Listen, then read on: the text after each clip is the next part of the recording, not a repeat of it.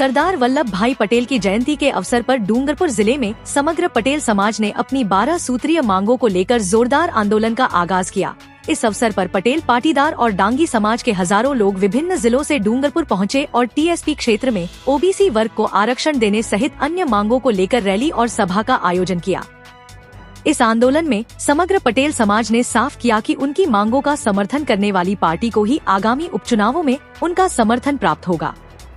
डूंगरपुर के पाटीदार छात्रावास में सुबह से ही हजारों लोग इकट्ठा हुए, जिनमें डूंगरपुर, बांसवाड़ा, प्रतापगढ़, सलूमबर और उदयपुर जिलों से लोग शामिल थे। रैली पाटीदार छात्रावास से शुरू होकर नया बस स्टैंड, शास्त्री कॉलोनी, पुराना बस स्टैंड, तहसील चौराहा और कलेक्ट्रेट से होते हुए दशहरा मैदान पहुंची, जहां विशाल सभा आयोजित की गई। समाज के प्रतिनिधियों ने सभा में जोर देकर कहा कि प्रदेश में ओबीसी वर्ग को 21% आरक्षण मिल रहा है, लेकिन टीएसपी क्षेत्र में यह सुविधा नहीं दी गई है, जिससे यहाँ के ओबीसी वर्ग को उनका संवैधानिक अधिकार नहीं मिल पा रहा है। पदाधिकारियों ने सरकार से टीएसपी क्षेत्र में भी ओबीसी वर्ग को 21% आरक्षण देने की मांग की, जिससे समाज के लोगों को शिक्षा और नौकरी में समान अवसर मिल सके।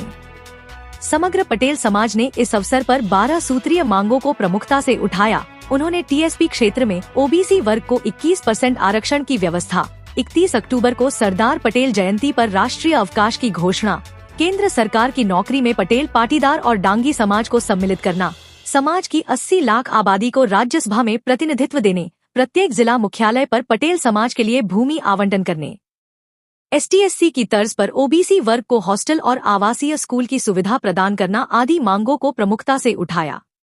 इस दौरान समग्र पटेल समाज ने उपचुनावों के मद्देनजर यह भी ऐलान किया कि जो भी पार्टी उनकी मांगों को खुलेआम समर्थन देगी, उन्हें उपचुनाव में समाज का समर्थन प्राप्त होगा। इस आंदोलन को लेकर पूरे टीएसपी क्षेत्र में चर्चा जोरों पर है। पटेल समाज के इस प्रदर्शन ने सरकार पर भी दबाव बनाया है कि वे उनकी मांगों पर जल्द से जल्द ध्यान दें। एकता समाचार के लिए डूंगरपुर से मुकेश पटेल की रिपोर्ट। आज इस रैली का हमारा उद्देश्य यही है। हमारा उद्देश्य इतना ही है कि हम मणकों में थे, चैन बनी हुई नहीं थी, पर भाई सुनील जी की टीम ने चैन में इसको बना के और सबको सुपोषित कर दिया। धन्यवाद है सुनील जी की टीम को। बहुत बहुत तालियां बजा के और इनका स्वागत करिए। एक गाना था कि तेरे मन की गंगा मेरे मन की जमुना, बोल राधा बोल संगम होगा कि नहीं। पर वो संगम आज दिख रहा है हमारे सामने, जो हमारे बुजुर्गों ने कल्पना भी नहीं की होगी कि कभी डांगी, पाटीदार, पटेल अलग अलग नामों से अलग अलग जगहों पर पहचानने वाले एक टेंट के अंदर बैठे हुए हैं। और यही है कि जब तक हम संगठित रहेंगे, हमको कोई रोकने वाला नहीं है। और जैसे संगठन तोड़ के और हम दूसरा कोई कर लेंगे तो हम टूटे टूटे उसे और बिखर के और हम अल्प जगह पर हमें अफसोस के साथ रहना पड़ेगा। इस डूंगरपुर की धरती पर आप सबको मैं यह आह्वान करता हूं, कई हमारे ऐसे नेता जिन्होंने समांतर मंच का निर्माण किया, हमें कुछ फायदा भी हुआ, पर उन्होंने अपनी राजनीतिक रोटियां सेकने के लिए किसी के पालतू बन गए और किसी के साथ अपना अपना खुद का स्वार्थ सिद्ध करने लगे।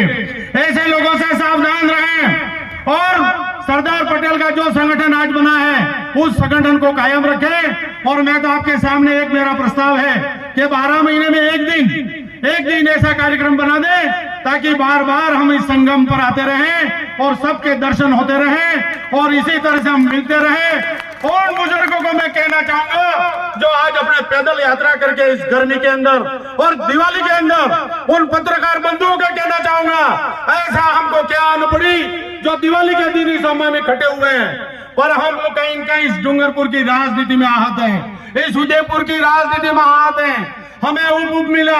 बाबा अम्बेडकर से ने यह नहीं लिखा था कि किसी को बीच देना, किसी को पाइपलाइन का पैसा कम देना, किसी को कनेक्शन का पैसा ज्यादा लगता है, किसी को 7 बीसवे की जमीन की रजिस्ट्री करवाता है तो लाखों रुपया लगती है और कोई अपने आप मकान बना देता है।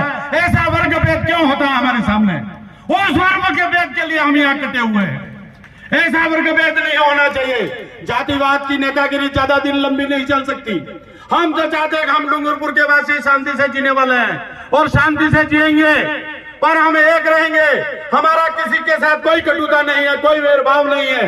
पर जब हम एक बड़े बड़े ऐसे गांव है, मैं आपको एक दुख भरी बात बताता हूँ, वहां पर इलेक्शन लड़ने के लिए कोई मेंबर नहीं मिलता है, उस वर्ग से इलेक्शन लड़ने के लिए कोई सरपंच नहीं मिलता है, और हम दूसरे गांव से पड़ोस से लाकर उसको खड़ा करके हम जिताते हैं। क्या ये हमारी विडंबना नहीं है? क्या रोटेशन पद्धति नहीं होनी चाहिए?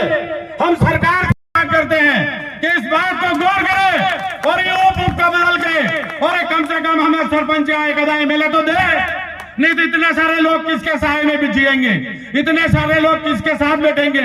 मैं ज्यादा नहीं कहूंगा, हमारे सम्मानित मंच है, समय कम है, आप थके हुए हो, दिवाली पे आपके परिवार आपका इंतजार कर रहा है। जय हिंद, जय भारत।